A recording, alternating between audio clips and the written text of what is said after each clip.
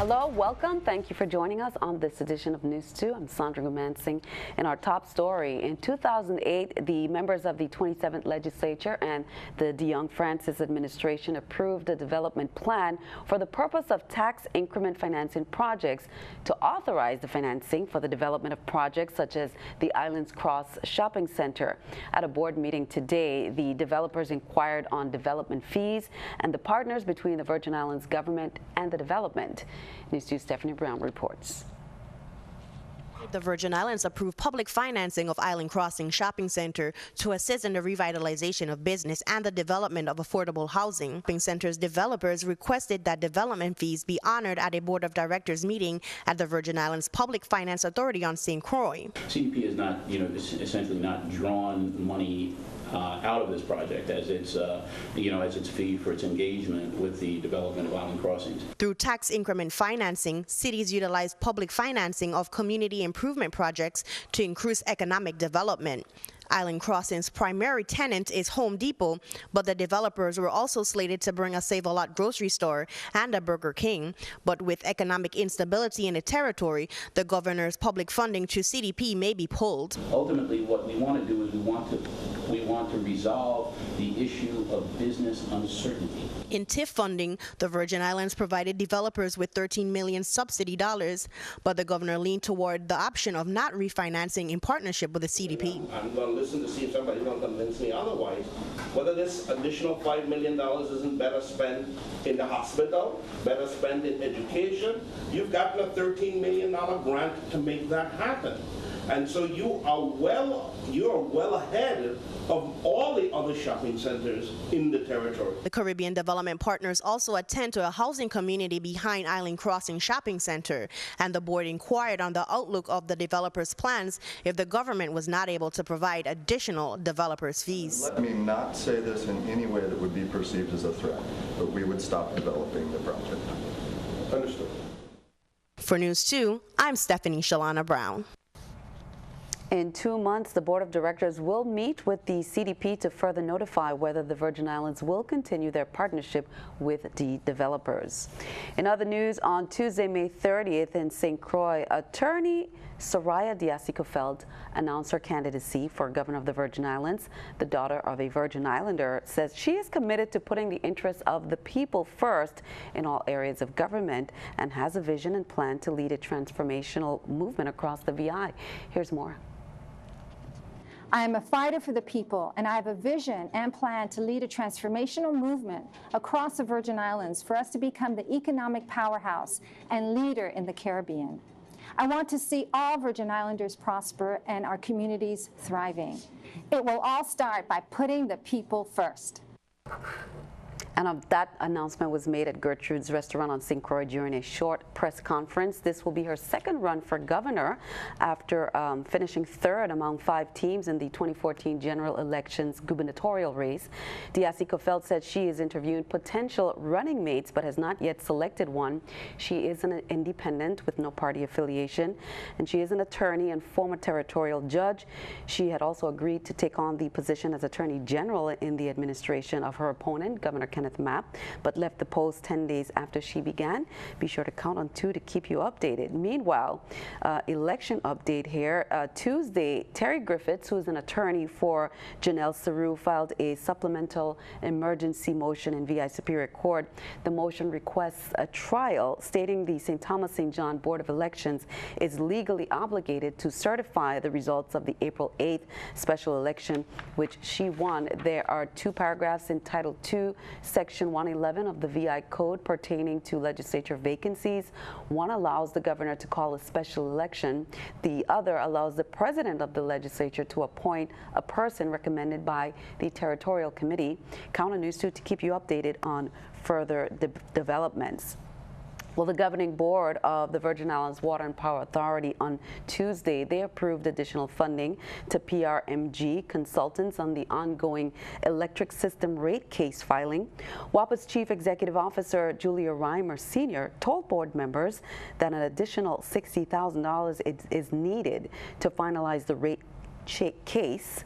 with a target implementation date of July 1st, 2017. The rate case has been pending since 2015, and finalization is dependent on approval by the VI Public Services Commission. WAPA is expected to spend about $255,000 on its overall contract with PRMG for work on the electric system rate case. Approval was also given to a second extension of the fuel oil purchase contract with Glencore Limited for a period not to exceed 6 months, with an additional 6-month extension. Reimer explained that the current contract with Glencore ends on June 30th, and although WAPA has gone out for bid for a fuel oil supplier, additional time is required to complete the procurement process and negotiate a new agreement. Well, the CAFC, the CAFC conference and exhibition wrapped up, and the week-long conference and events, they brought together many professionals to exchange the latest advances in both fire, rescue, and pre-hospital care within the fire service in the community. Here's more. The fire service industry in the world is evolving at an alarming rate, and the Caribbean is not left out. And CAFC is playing a pivotal role in ensuring that this evolution is managed and properly led. Through a variety of lectures, roundtable discussions, workshops, and sessions at the Sugar Bay Hotel on St. Thomas from May 22nd to the 26th, the CAFC conference and exhibition brought together fire service administrators, firefighters, paramedics, EMTs, vendors, and other professionals in a regional forum, enabling the exchange of the latest advances in both fire rescue and pre-hospital care within the fire service community. CAFC's aim is to prevent and minimize the loss of life, personal injury, damage to property and the environment by promoting the best practices in firefighting, rescue, fire protection, and prevention. We provide chiefs, deputy, and assistant chief fire officers throughout the Caribbean community with information. The 5-day event was the largest organized fire and rescue event in the Caribbean. This year, they included the Firefighter Challenge, comprised of firefighters in full bunker gear and breathing apparatus from nations across the Caribbean, competing in a timed course of 5 stations. It also included the EMS Challenge and the Extrication Challenge that engaged rescue teams from around the Caribbean and put them under pressure to bring their skill of vehicle extrication to the field of intense competition. Because my father was a firefighter for 30 years plus at the Port Authority here in St. Thomas at the airport, so I know that. But this is critical work, this is important work, and what I am happy to see is that you come together and you just try to learn from each other.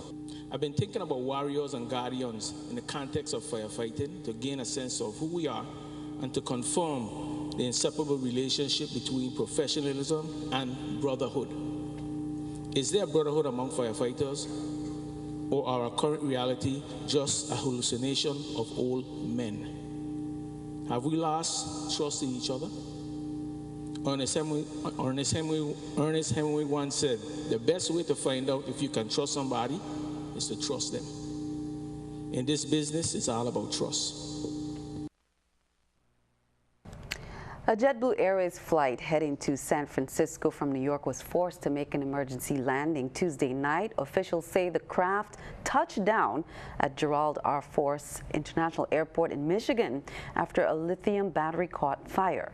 Fire crews at the airport responded to the situation, but the flame was already out before the plane landed. JetBlue said the flight will continue to San Francisco once all the typical checks were complete. There were no injuries reported. The emergency landing did not disrupt other flights in the area. Keeping our eye on the economy, let's take a look at the stock market watch with the New York Stock Exchange.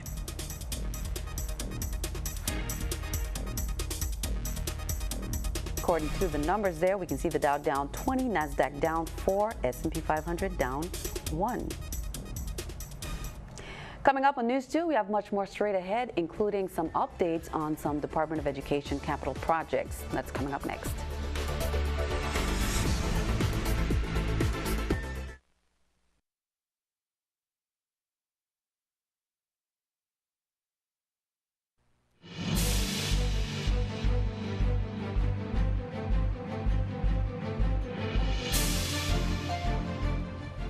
Welcome back. Well, looking down in the Caribbean, a 3-day workshop was held to help middle and senior level managers in the private sector learn how to increase productivity in the workplace. Here's more.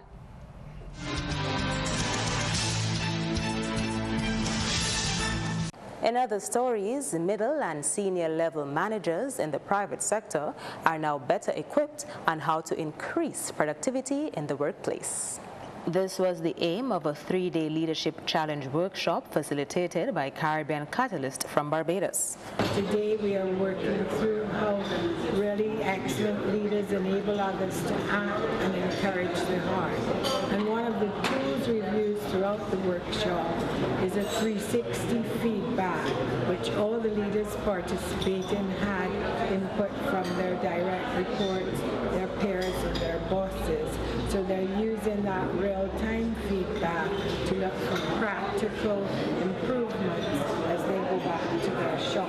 Fine Foods Inc. Auto Trade Limited led the initiative to provide this opportunity to its middle and senior level managers to help improve efficiency in the workplace. We find that customer service, productivity, efficiency may be low at companies, and we wonder why. But it is because of the leadership, and leadership is very important in the success of companies.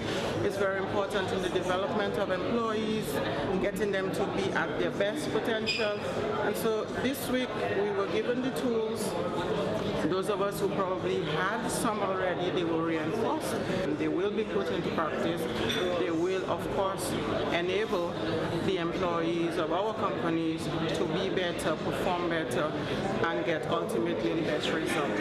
The National Cooperative Credit Union and National Bank of Dominica also partnered with FFI for this workshop.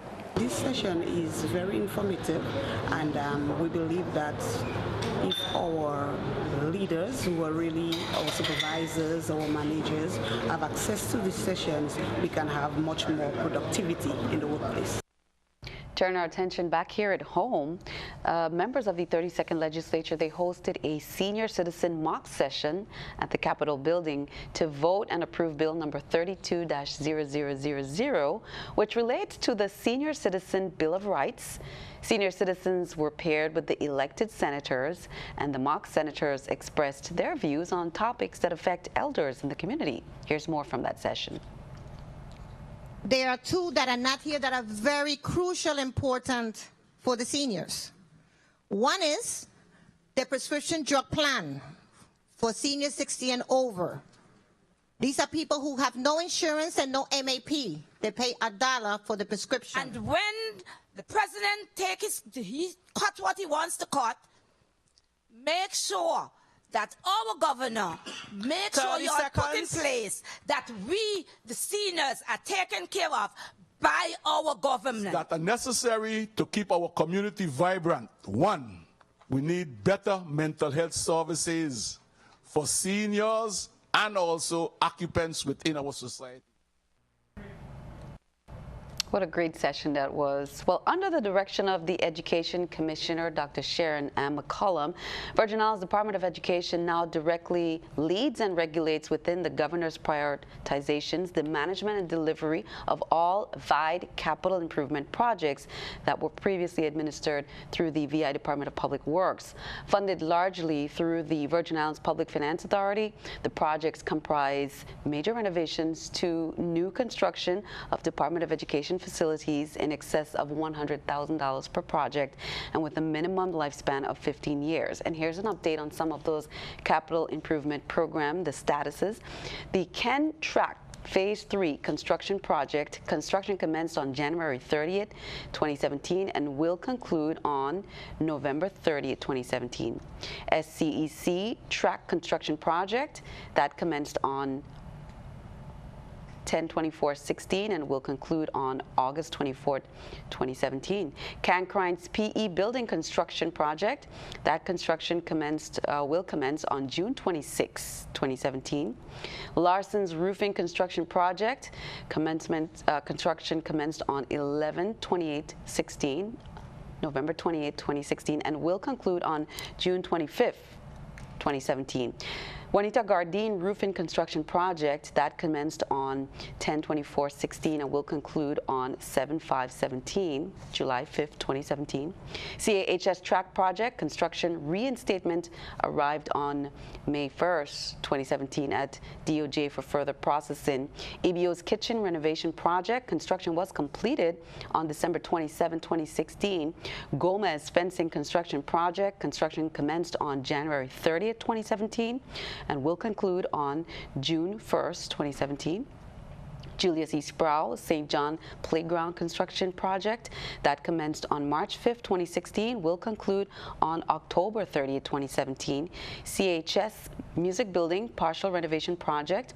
OMB released the funding as detailed within Act number 7972 for this project on May 23rd, 2017, and the engineering office now awaits DOF's establishment of the account in order to process the previously approved justification letter for projects architectural engineering professional services in order to secure a purchase order to commence the professional services. And that's just a brief update there. Commissioner Michelle S. Davis, Dr. Davis has announced the appointment of Ty Camille Hunt Caesar as the Department of Health's new medical director. Now, Dr. Hunt Caesar was born and raised on St. Thomas and attended the Curran Terrace Elementary and Adelaide Cancran Junior High School prior to graduating from the Charles O'Malley High School in 1997. She subsequently obtained a Bachelor of Science degree and a medical degree at Howard University in Washington. After medical school, she completed an internal medicine residency program and a fellowship in infectious diseases at Jackson Memorial Hospital at the University of Miami. During residency, Hunt Caesar joined the J. Wise Residency for Global Health Equity, which is integrated global health and internal medicine training. As a J. Wise resident, she obtained a Master's of Science degree in public health at UM and completed international electives in countries in the Caribbean, South America, and South Africa. She said having a desire to put her medical skills to use at home, she returned to St. Thomas in 2011 to work in the public and private sectors. She is certified with the American Board of Internal Medicine for Internal Medicine and Infectious Diseases and has served as the Department of Health's Territorial Infectious Diseases Physician and the Medical Director of the Communicable Diseases Division Clinic for 6 years, October 2011 through May 2017. In addition to her new role as the Medical Director, Hunt Caesar will continue to be a provider at the Department of Health's CDD clinic. She is also the chairwoman for the Infection Control Department and provides infectious disease consultations at the Schneider Regional Medical Center. The Department of Health, they held their Zika Action Day last weekend, and the department, they gave out hundreds of Zika prevention resources. For example, some repellents, Zika educational coloring books with crayons, and pregnant women were given the Zika prevention kits and free Zika tests in the Department of Health's medical van. U.S. Virgin Islands Republican Women's Club, they sponsored the first event, the Royal Wingding Cook-Off. That was Saturday at Kings Alley in Christiansted, and the turnout was great. There were plenty of wings for the festive crowd to choose from, nearly a dozen of various flavors and styles. Live music filled the air, much to the delight of the dance-happy throng. According to the judges, voting for the best wings was not an easy choice, but first place went to Brew St. Croix. The People's Choice Award went to Misfit Island Munchies. Small businesses in the community, and that's our #1 goal, is to help small businesses, and we want to get good, honest government. That's our #1 goal, is we want good, honest government, and we want small business to expand, and we want to bring St. Croix back to where it was. Just to say to all, thank you for coming out. It was a wonderful, successful event. Without you, this would not have been so perfect and such a great success. The inspiration for my wings came from Three's Company. There was an episode of Three's Company on YouTube the other day that Jack Tripper made stuffed chicken wings. And I had never had or had even seen stuffed chicken wings on a menu before, so I decided to take that and stuff them with buffalo chicken mac and cheese. all the attendees and participants as well. Job well done. Arcos Dorados, which is the company that manages the McDonald's brand in the Virgin Islands, announced the appointment of Marisol Vega Cotto as the managing director for Puerto Rico and the Virgin Islands. Ms. Vega Cotto will be responsible for the operational aspects of all McDonald's restaurants in the markets, including supervision of the supply chain, commercial relations with suppliers, new product launches, and brand development. Ms. Vega Cotto earned a law degree from the University of Puerto Rico and bachelor's degree from the University of the Sacred Heart in Communications. Her previous experience includes work with private law firms, the Office for Budget and Management, and the communications firm Fleischman Hillard. Now, she began her career with Arcos Dorados in 2011. Vega Cotto is the first woman to lead the operations of Arcos Dorados in Puerto Rico and the Virgin Islands. Be sure to stick around. Your News to AccuWeather forecast is coming up next.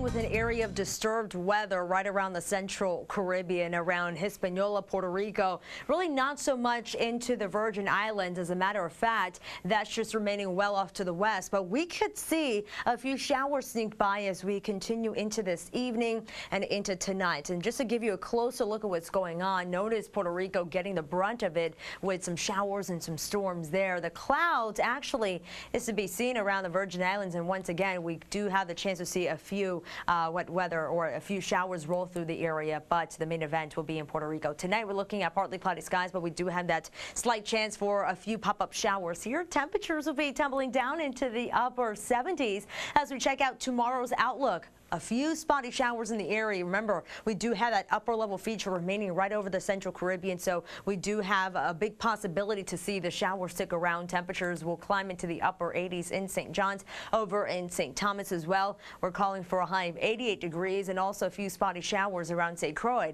with a high of 87 for tomorrow afternoon. For those heading out and about into the waters, checking out your marine forecast over into the Atlantic side, wave heights climbing 3 to 5 feet with that easterly flow, 10 to 15 knots, and the same to be said for the Caribbean side. Waves climbing up to anywhere between 3 to 5 feet, and that easterly flow, 10 to 15 knots expected here in the Caribbean. As we check out your extended outlook as we head into Friday and even to the weekend, we're calling for a few passing showers, just a shower or two. Temperatures will hold up in the upper 80s, and we'll keep it like that also on Monday with some sunshine, although we do have the chance for a pop-up shower in the area. Sandy, back to you.